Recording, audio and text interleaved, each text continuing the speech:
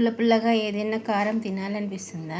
ఓకేనా, తినాలనిపిస్తుంది. అయితే అలాగైతే మామిడికాయ పచ్చడి అయితే చేసుకున్నాము. ఓకేనా, ఇదైతే చిత్తూరుకాయ అన్నమాట. ఒక కాయ అయితే సన్నగా కట్ చేసి పెట్టుకోవాలి. దాంతో అయితే చట్నీ చేసుకున్నాము. ఇప్పుడైతే పొడిగా కట్ చేసి పెట్టుకున్నాము కదా, వీటిని అయితే ఇలాగ ఉప్పు కారం వేసేసుకొని ఇంకా ఇలాగ కారం వేసేసుకొని లోపల పెట్టక కారం వేసేసుకొని తింటూ ఉంటే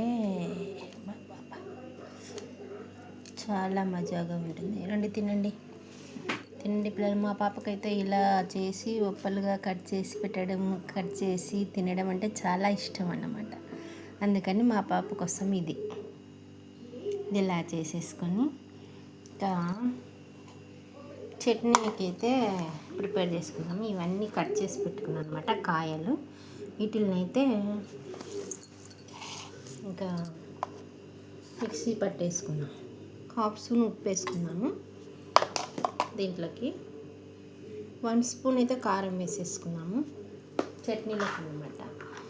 ఇంకా ఎల్లిపాయలు అయితే ఒక 10-15 వేసేసుకున్నాము.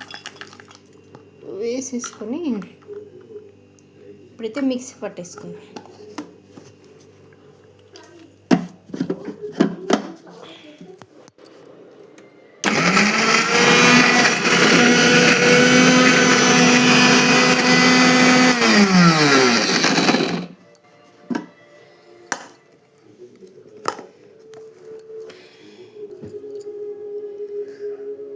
మిక్సీ అయితే ఇలా పట్టుకున్నాము. ఫైన్గా పేస్ట్ అయితే ఇలా అయింది మామిడికాయ తురుము. ఇప్పుడైతే కొన్ని సపరేట్ ముక్కలు అయితే పక్కన పెట్టుకోవాలి ఇలాగా. ఇంకా ఇప్పుడు కాగపెట్టి చల్లార్చిన ఆయిల్లో అయితే ఇప్పుడు వేసేసుకున్నాము.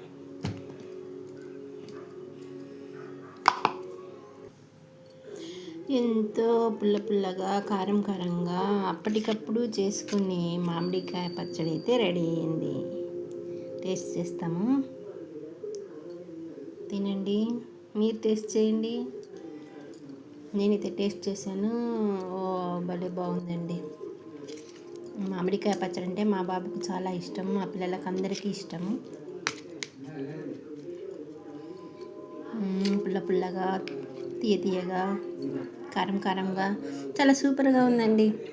అప్పటికప్పుడు మీరు కూడా ఇలా ట్రై చేసుకోండి. అన్నం తినేటప్పుడు అయితే ఒక ముద్ద 2 ముద్దలు ఎక్కువ తింటారండి ఈ మామిడికాయ పచ్చడితో అయితే. వీడియో నచ్చితే లైక్ చేయండి, షేర్ చేయండి, సబ్స్క్రైబ్ చేసుకోండి, సపోర్ట్ చేయండి.